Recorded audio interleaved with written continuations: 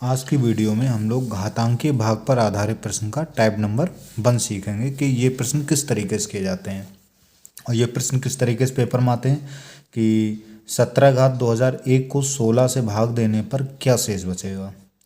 तो इस तरीके ये प्रश्न आते हैं। तो कैसे किया जाएगा, इनका एक फार्मूला होता है, वो पहले ध्यान से समझ लें। फार्मूला ये होता है कि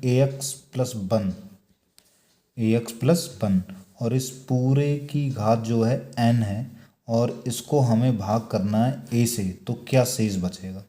ठीक है, ध्यान देखें क्या शेष बचेगा। तो अगर कोई भी कोई भी सही है इस तरीके के रूप में लिखा है ax+1 और इस पूरे घात n अपॉन क्या है a, अगर इस तरीके के रूप में लिखा है तो उसमें शेष हमेशा क्या बचेगा, शेष हमेशा बचेगा a की घात n। क्या शेष बचेगा, सही है, शेष बचेगा a की घात n जो है वो शेष बचेगा। ठीक है, शेष बचेगा। और एक की घात n, आप एक की कितनी भी बार गुणा कर लो, सही है, वो एक ही रहती है, तो एक की घात n है तो कितनी बार गुणा करेंगे वो एक ही आएगी, यानी कि इस कंडीशन में एक शेष बचेगा। अगर इस तरीके से लिखा हुआ है हमारा कोई सवाल, ठीक है, तो उस कंडीशन में हमेशा शेष एक बचता है। अब इस फार्मूले को इन सवालों में कैसे यूज किया जाएगा ये हमें सीखना है। तो जैसे पहला ही क्वेश्चन है कि 17 की घात 2001 को 16 से भाग देने पर क्या शेष बचेगा। अब जरा ध्यान से देखो, क्वेश्चन है 17 की घात 2001 को किससे भाग देने पर, 16 से भाग देने पर क्या शेष बचेगा। तो हम कैसे यूज करते हैं ये एक सही से समझ लो, फिर सब अपने आप हो जाएंगे सवाल और बहुत कम समय में हो जाएंगे। कैसे किया जाए, 17 घात 2001 को 16 से भाग देना है तो शेष क्या बचेगा। तो इस फार्मूले का यूज इसमें करना है। देखो कैसे किया जाए, भाग हम यहाँ पर किससे दे रहे हैं, ए से दे रहे हैं, ए से दे रहे हैं, जिससे भाग दे रहे हैं वही संख्या ऊपर, वही संख्या ऊपर लिखा है, ए लिखा है, इसके साथ ये एक्स है तो वो देख लेंगे एक्स वैल्यू के, और +1 होना चाहिए। तो कुल मिला के जिससे हम भाग दे रहे हैं वो संख्या हमारी ऊपर भी लिखी होनी चाहिए। तो अब यही काम हम यहाँ पे करेंगे। कैसे, हमें 16 से भाग देना है तो हमें 17 की जगह 16 करना है। अब वो कैसे करना है, रहे 17 ही लेकिन 16 हो जाए, तो हम क्या करें, हम 17 को क्या लिख सकते हैं, 16 हमें लिखना 16 के रूप में, तो 17 को हम लिख दें 16+1। अगर ये लिखेंगे तो 16 और 1 कितना हो जाएगा, 17 हो जाएगा, 16 1 कितना हो जाएगा, 17 हो जाएगा। और हमें 16 1 17 हो जाएगा, बात वही रही, लेकिन जिससे हम भाग रहे हैं वही चीज़ आ जाएगी, और भाग किससे दे रहे थे, 16 से, तो हमारा 16 आ जाएगा। तो हमारा वही देखो उसी तरीके के रूप में हम बनाने की कोशिश कर रहे हैं। नीचे ए लिखा था तो ऊपर भी ए आ गया, उसी तरीके से 16 था तो ऊपर भी हमारा 16 आ गया, तो ए की जगह 16 हो गया, +1 वैसा ही है। अब ये x क्या है, तो x यहाँ पे कुछ नहीं है, तो हम क्या करें, ठीक है, इसको गुणा 1 लिख दें, तो 16 एकम 16 और 1 रहेगा 17 ही, लेकिन हमारी हर चीज़ हो गई कि एक ही जगह जो है, सही है, एक ही जगह 16 आ गया, x जगह 1 आ गया, और इसकी घात कितना है, इसकी घात जो है वो कितनी है, 2001 है। तो बिल्कुल अब देखो, बिल्कुल यही इसी तरीके का ये बन गया है। ठीक है, तो यहाँ पे हमारा शेष क्या बचेगा, शेष हमारा बचेगा, क्या बचता है, 1 की घात n, तो यहाँ पे क्या हो जाएगा, 1 की घात 2001। ठीक है, और 1 की कितनी बार गुणा करो कितना आ जाएगा, तो मतलब हमारा शेष जो आएगा वो कितना आएगा, 1 आएगा। तो इस फार्मूले का कैसे यूज़ करते हैं वो मैंने आपको बता दिया। इस तरीके से हर क्वेश्चन में इसी तरीके से यूज़ किया जाएगा।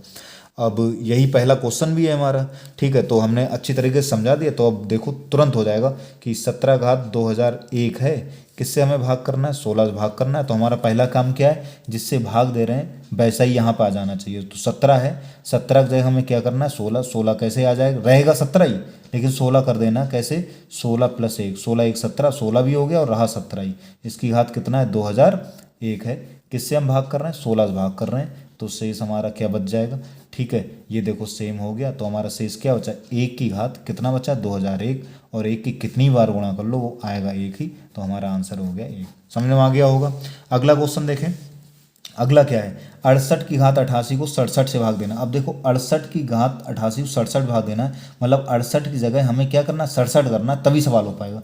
तो और रहे 68 ही, तो 68 को हम क्या लिख दें, 68 को हम लिख देंगे 67+1, 67 में 1 जोड़ो 68 आ जाएगा। इसकी घात क्या चल रहा है, 88 चल रहा है, ठीक है, और भाग क्या है 67। अब देखो हो गया एक जैसा हो गया, तो हमारा आसानी से हो जाएगा। शेष क्या आएगा, शेष हमारा यहाँ पे आया 1 की घात कितना, जो ये तो सेम हो गया, सही है, तो ये आ जाएगा 1 की घात कितना हो गया 88, और 1 की 88 बार गुणा करो कितना आ गया 1, यही हमारा आंसर हो जाएगा। अगला क्वेश्चन देखें, 7 की घात 23+1 को 6 से भाग करना है तो हमें बताना है कि शेष क्या आएगा। अब जरा ध्यान देखो, हमें उससे मतलब होता है जिसके ऊपर घात लगी हो। घात किसके ऊपर लगी है? 7 के ऊपर। अब 7 को हमें कैसे लिखना है? 7 को ऐसे लिखना है कि 6 आ जाए, ठीक है, रहे 7 ही लेकिन आ कितना जाए? 6। तो 7 को हम क्या लिख देंगे? 6 + 1, 6 और 1 जोड़ो तो 7 आ जाएगा। और 6 + 1 की घात कितना है इसका? इसकी घात है 23, प्लस क्या है? 1, और हम भाग किससे कर रहे हैं? भाग कर रहे हैं 6 से। सही है, तो हमारा शेष क्या बचेगा?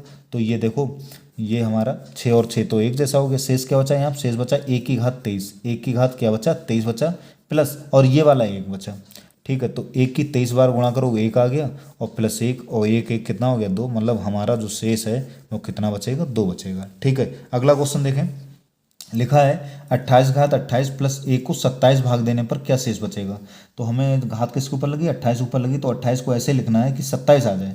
तो 28 को हम क्या लिख लेंगे? 28 को हम लिख लेंगे 27 + 1, 27 और 1 कितना हो जाएगा? 28। इसकी घात कितना चल रहा है? 28 चल रहा है, और प्लस क्या है? 1 है, और हम किससे भाग कर रहे हैं? 27 से भाग कर रहे हैं। तो ये 27 और 27 ये देखो एक जैसा हो गया। तो हमारा शेष क्या बचा? शेष हमारा बचा, क्या बचेगा यहाँ पर?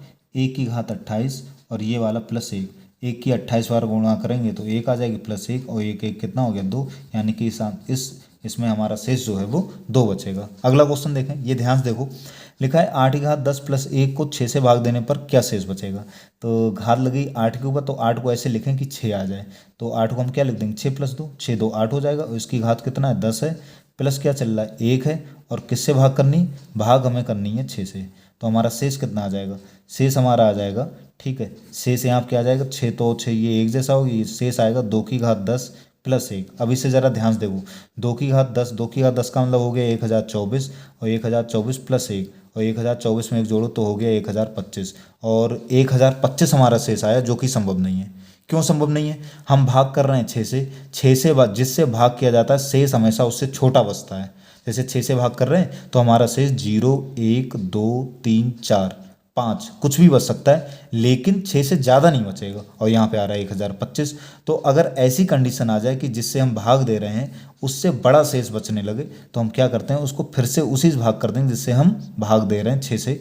तो ये आ जाएगा 6 कम 6 4 बचा, ये 2 आ जाएगा, 6 सही है, ये हो गया 6 सत्ते 42 हो जाएगा, और ये यहाँ पे हमारा 0, ये क्या 5 उतार लेंगे, 5 आगे भाग नहीं होगी तो 5 ही हमारा क्या हो गया? शेष हो गया। मतलब इसका आंसर जो आएगा वो कितना आ जाएगा? 5 आ जाएगा, ठीक है। अगला क्वेश्चन देखें, अगला क्वेश्चन है हमारे सामने, 45 घात 50 - 9 को 44 भाग देने पे क्या शेष बचेगा। तो घात किसके ऊपर लगी? 45 के ऊपर लगी है, तो हम 45 को कैसे लिखें? 44 आ जाए, तो 45 लिख देंगे, 44 + 1, 44 और 1 कितना हो जाएगा? 45, और इसकी घात कितनी है? 50 है, और ये क्या है? -9 है, ठीक है, माइनस क्या है? 9 है, और किससे भाग कर रहे हैं? भाग हम कर रहे हैं 44 से। तो हमारा शेष क्या बचा? शेष बचेगा 44, ये तो एक जैसा हो गया, शेष बचा 1 की घात 50 -9।